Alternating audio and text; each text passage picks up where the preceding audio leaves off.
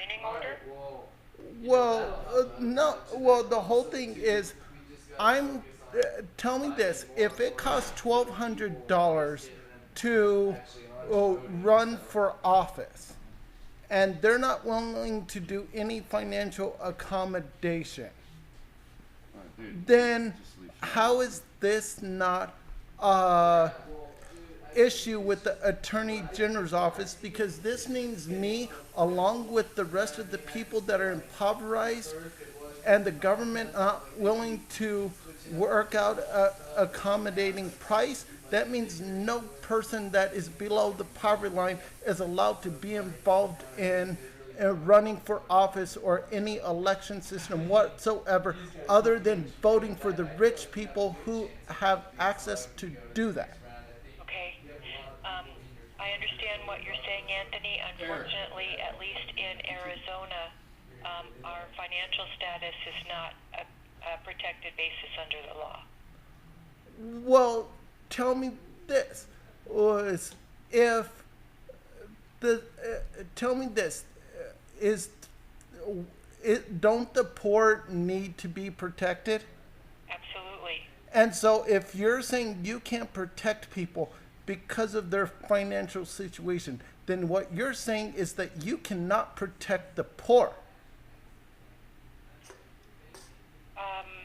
Not based on their financial status, no. There is not. We can only enforce the laws that are in effect. And so if you believe that there should be a law that covers this that does not yet exist, then you should contact the legislature. But we can only enforce laws that already exist.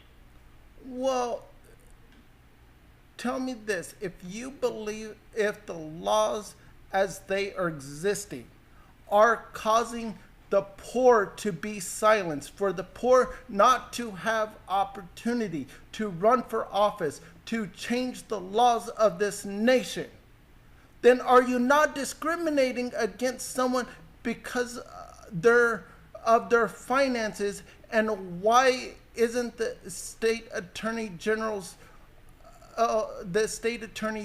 office willing to challenge that in court and to defend poor people? Because this is all we're doing is discriminating people on the fact that they're poor and they don't have money, while we're creating laws to restrict their voice in the political process, in the economic process, in the free market process, because they can't pay. We are silencing people, and this is no difference from telling people that if they want to vote, they got to pay the polling tax.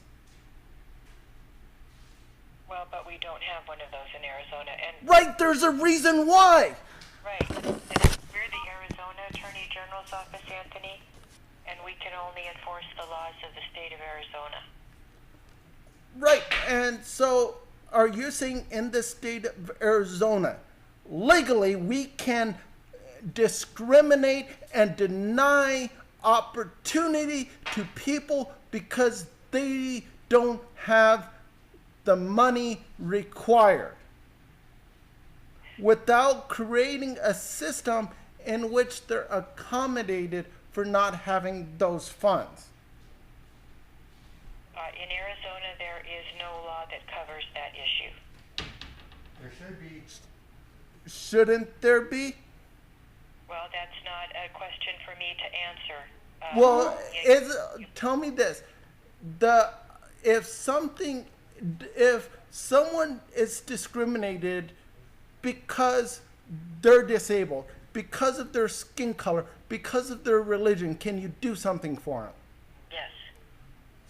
We can And investigate the it. way we got that is called the American Protection Act. And so the way we got that is the executive branch of the government and the legislature, the legislative part of the government actually got social, financial, and political capital by denying people that right and discriminating against them, people didn't like it and needed to use the judicial branch in order to fight to get these rights, in which the judicial branch said that the executive branch and the legislative branch was in error.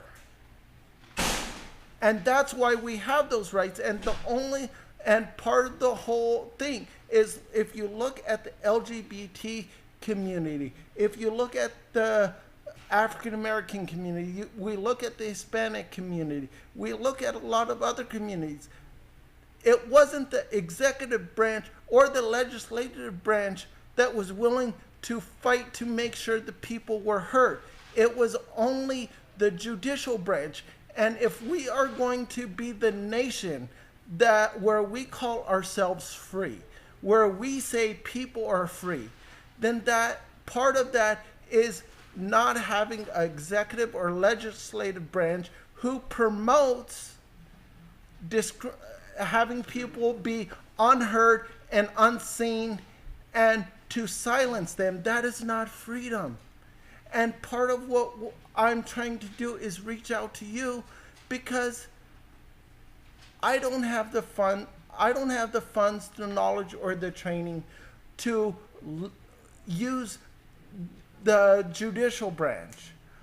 I don't even have the money to get a college education. If it wasn't for the government having HUD, I would actually not even have a place to live. I wouldn't have a place to cook food. I wouldn't have a place to shower. The only reason why I'm not discriminated against more is because I'm able to do hygiene. I'm able to have a place to cook. I'm able to find a place to rest. But we have over 30,000 people in Arizona who don't have a place to sleep, who don't have a place to cook food, who don't have a place to do hygiene, who are discriminated against because they don't have a place to take a bath. They don't have a place to rest legally. And part of what we do is we let law enforcement deal with them. We lock them up. We put them in jail. We put them on trial. We have them do free community service, and making someone do 40 plus hours community service to where they're working for free is not helping them get out of that situation when they need to find a way to get income. Part of the whole thing is I can't work for myself, because to work for myself, I have to be able to pay a permit. I don't have the money for a permit. So that means if I try to do something to make money, I'm doing it illegally because I can't afford the permit.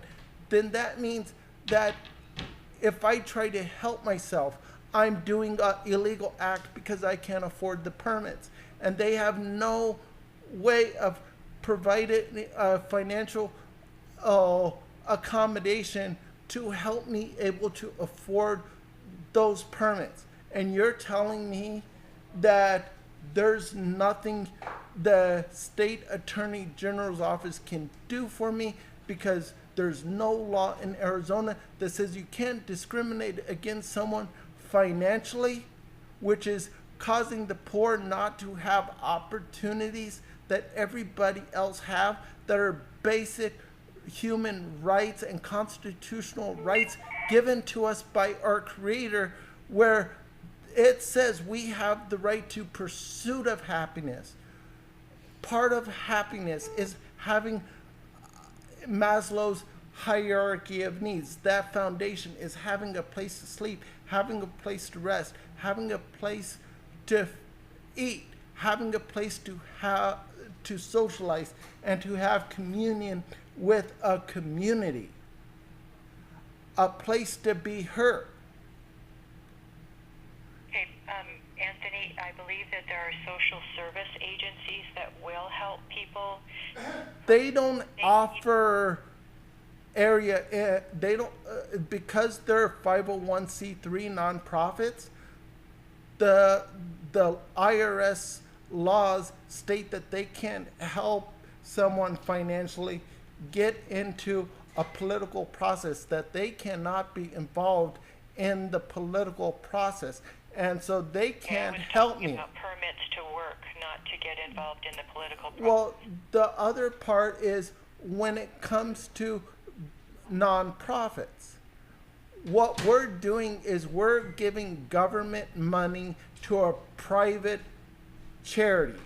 We are giving taxpayer money to a private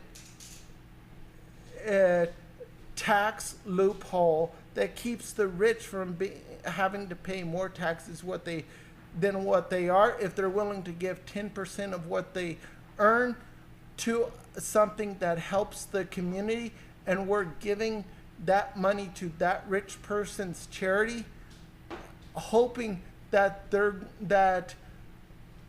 at 5% of that or more is going to go help the people that we need, and that tax money isn't actually going to the people that need help.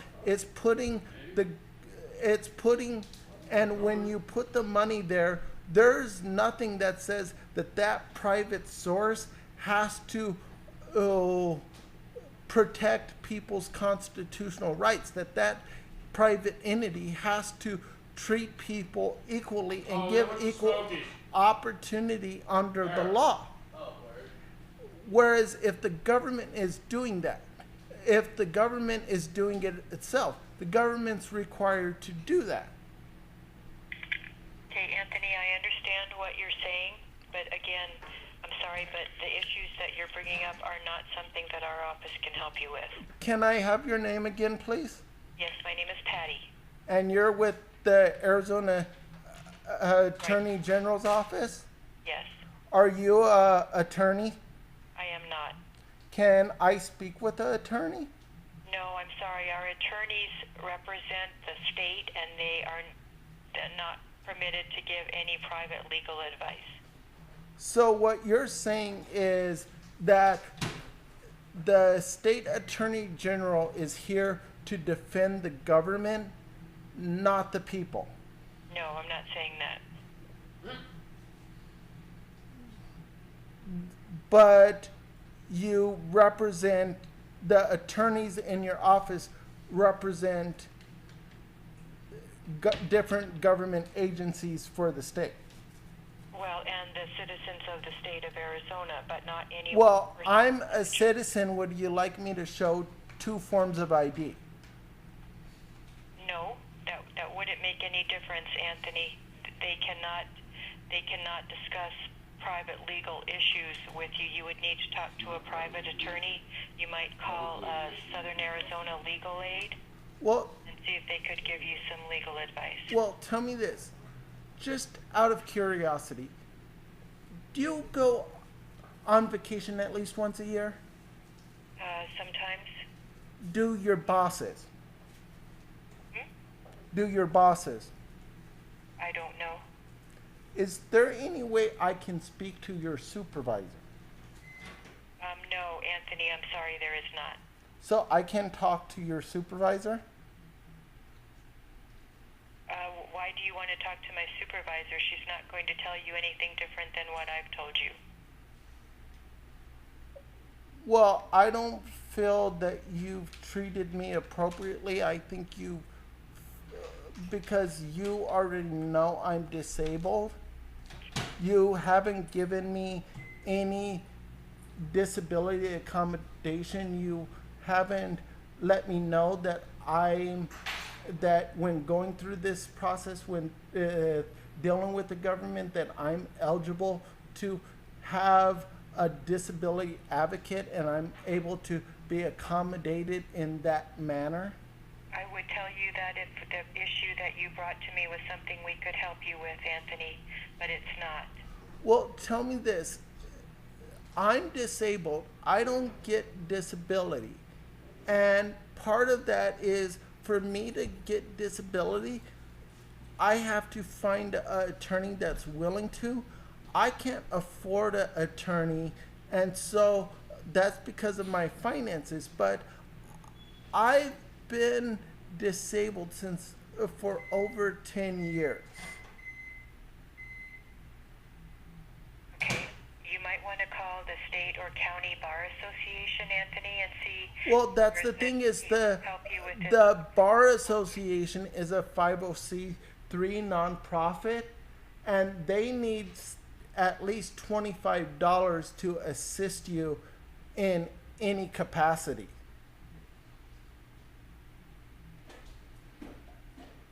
Okay, I'm sorry, I don't. Those are the only suggestions I have at the moment, Anthony. Well, can I speak to your supervisor? No. Well, tell me this: does the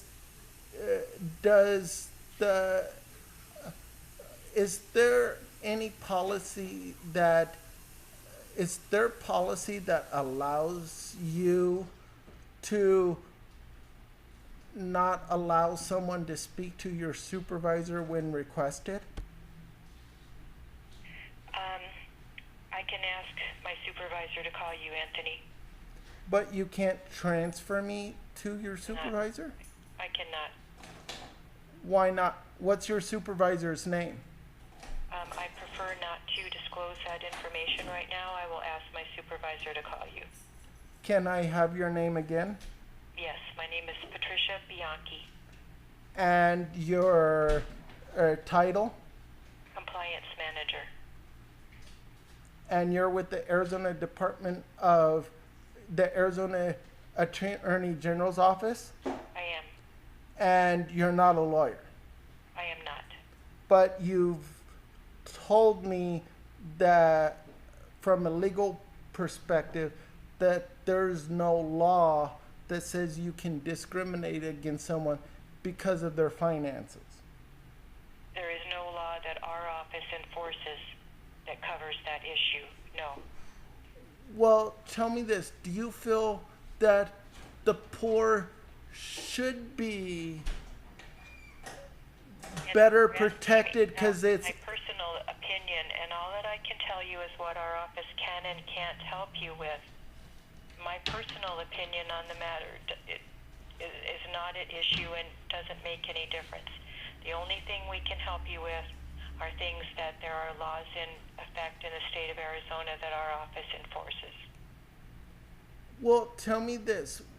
If I was as mute and unable to communicate, and I was as SMI and not in touch with reality, is there any accommodation that I should get before law enforcement shoots me?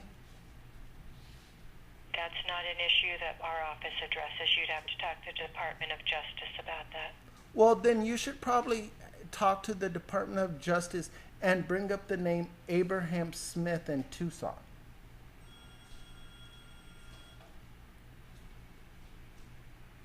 Okay. But Okay, Anthony, tell me this is... We've been on the phone for 20 minutes. Is there a question that I can answer other than discussing the merits of... Yeah, it's law is... Can law enforcement arrest me for merely speaking? Anthony, that's a legal question because I'm an attorney. I'm well, then can I qualified speak? to answer that, and Can our I office speak does with? not have jurisdiction over law enforcement. Can I speak with attorney from your office who could better explain the law to me? No, I'm sorry, Anthony. I don't have anyone in my office who can do that for you. And your supervisor's name? As I said, I prefer not to give that to you. I will ask my supervisor to call you. All right, thank you. You're welcome. Bye-bye. Bye.